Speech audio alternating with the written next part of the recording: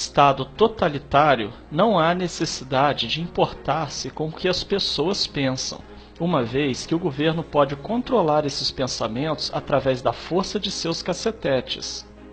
Mas em um estado democrático, onde não se pode controlar as pessoas pela força, há que se controlar o que as pessoas pensam, e para isso, utiliza-se de técnicas de manipulação de massa.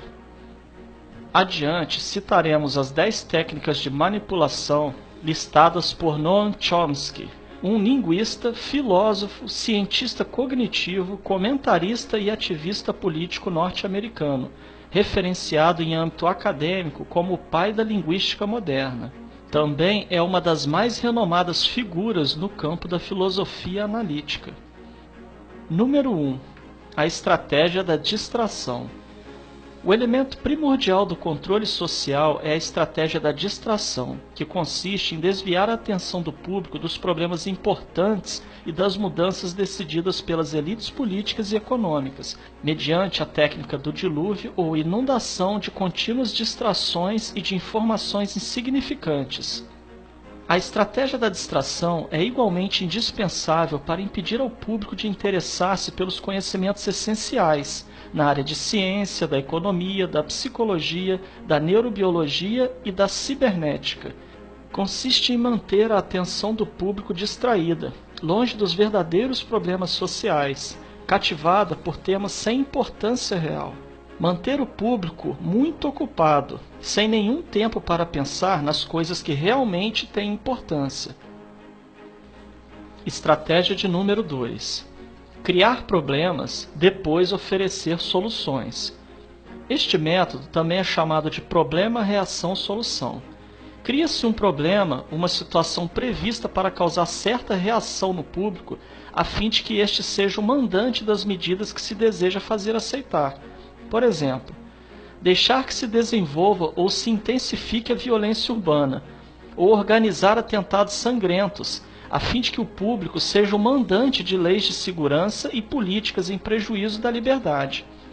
Ou também, criar uma crise econômica para fazer aceitar como um mal necessário o retrocesso dos direitos sociais e o desmantelamento dos serviços públicos. Número 3. A estratégia da gradação. Para fazer com que se aceite uma medida inaceitável, basta aplicá-la gradativamente, a conta-gotas, por anos consecutivos. É dessa maneira que condições socioeconômicas radicalmente novas, como o neoliberalismo, foram impostas durante as décadas de 80 e 90.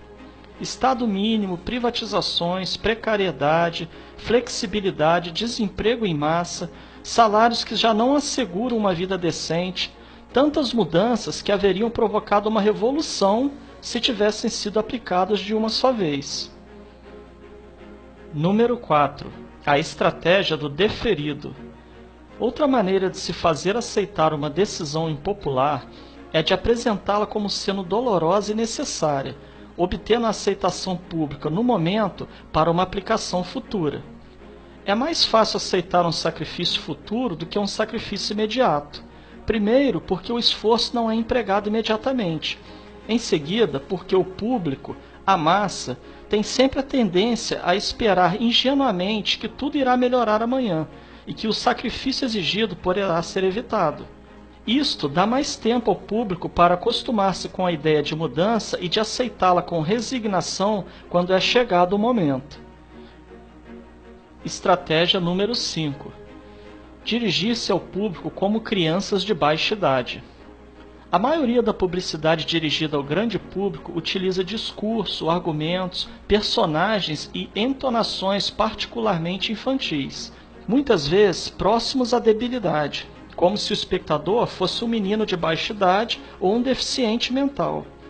Quanto mais se deseja enganar ao espectador, mais se tende a adotar um tom infantilizante. Por quê? Se você se dirige a uma pessoa como se ela tivesse a idade de 12 anos ou menos, então, em razão da sugestionabilidade, ela tenderá, com certa probabilidade, a uma resposta ou reação também desprovida de um sentido crítico, como a de uma pessoa de 12 anos ou menos de idade. Estratégia número 6. Utilizar o aspecto emocional muito mais do que a reflexão. Fazer uso do aspecto emocional é uma técnica clássica para causar um curto-circuito na análise racional e, por fim, ao sentido crítico dos indivíduos. Além do mais, a utilização do registro emocional permite abrir a porta de acesso ao inconsciente para implantar ou enxertar ideias, desejos, medos e temores, compulsões ou induzir comportamentos. Estratégia de número 7. Manter o público na ignorância e na mediocridade. Consiste em fazer com que o público seja incapaz de compreender as tecnologias e os métodos utilizados para seu controle e sua escravidão. A qualidade da educação dada às classes sociais inferiores deve ser a mais pobre e medíocre possível, de forma que a distância da ignorância que paira entre as classes sociais inferiores e as classes sociais superiores seja e permaneça impossível para o alcance das classes inferiores. Estratégia de número 8. Estimular o público a ser complacente na mediocridade. Consiste em promover o público a achar que é moda o fato de ser estúpido, vulgar e inculto. Estratégia de número 9.